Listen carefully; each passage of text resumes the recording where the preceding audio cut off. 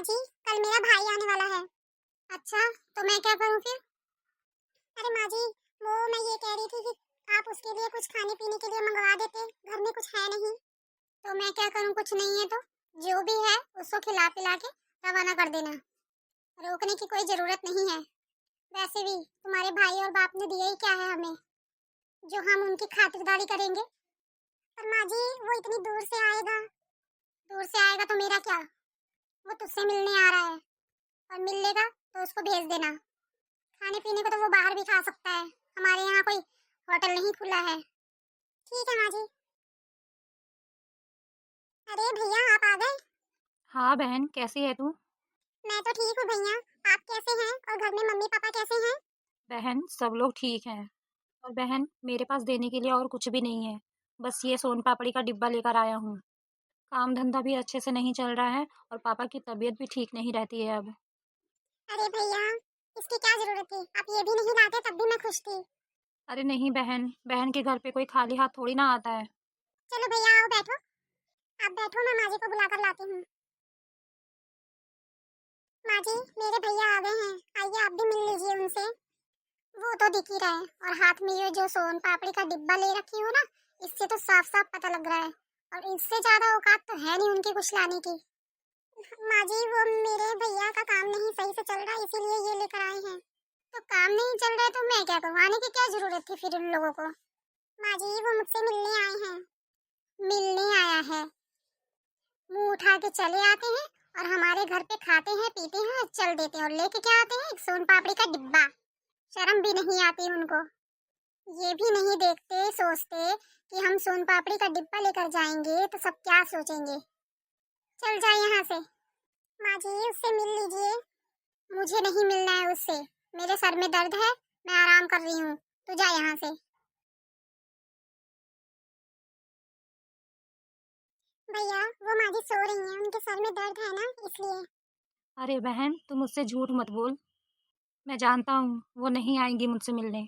हमने शादी में तुम्हें कुछ दिया नहीं और हमारी इतनी औकात नहीं है कि हम कुछ लेके आ सकें तुम्हारे लिए और उन लोगों के लिए अच्छी अच्छी चीज़ें ला सकें। इसलिए वो हमसे नाराज़ रहती हैं। हाँ भैया। भैया, माँ जी ने बोला कि हमें नहीं मिलना किसी से। अरे बहन, कोई बात नहीं, मैं तो बस तुम्हें देखने आया था। तुम्हें देख लिया, बस अब खुश हूँ।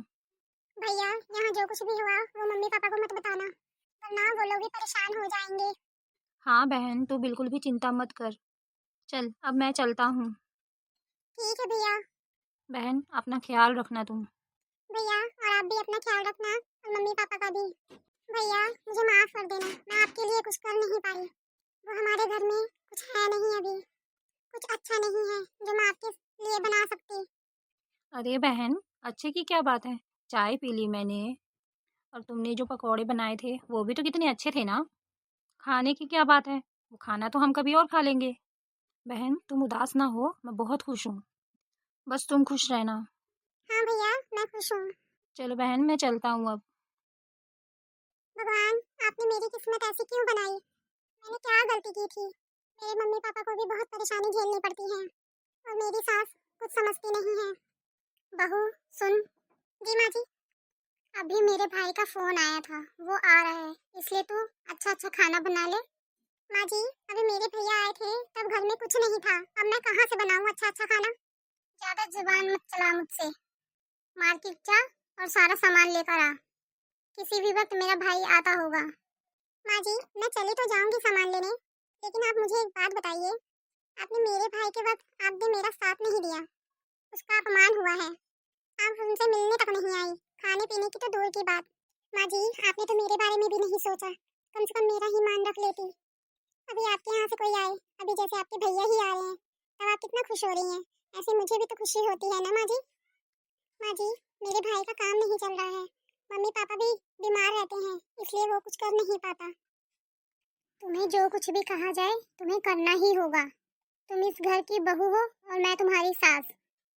तुम्हें जो कुछ कहूँ वो तुम्हें करना ही होगा। मेरा हर एक हुक्म तुम्हें मानना होगा। तुम्हारे बाप ने मुझे कुछ नहीं दिया, रिश्तेदारों में हमारी नाक कट गई। सब पूछते रहे कि क्या आया है क्या आया है, हम क्या जवाब देते। कि किस निठल्लों से पाला पड़ गया हमारा। इसलिए तुम्हें हर एक बात माननी होगी। तुम्हें अगर यहाँ रहना है तो हमारे हिसाब से ही चलना होगा। इस घर में एक एक काम तुम्हारे ही सहारे है ये। यहाँ तक कि किसी का आना जाना, और मेरी बेटी भी एक भी काम इस घर में नहीं करेगी। और तुम भी देखोगी हम जब अपनी बेटी की शादी करेंगे ना, कैसे करेंगे। उसके ससुराल से एक भी शिकायत नहीं आएगी।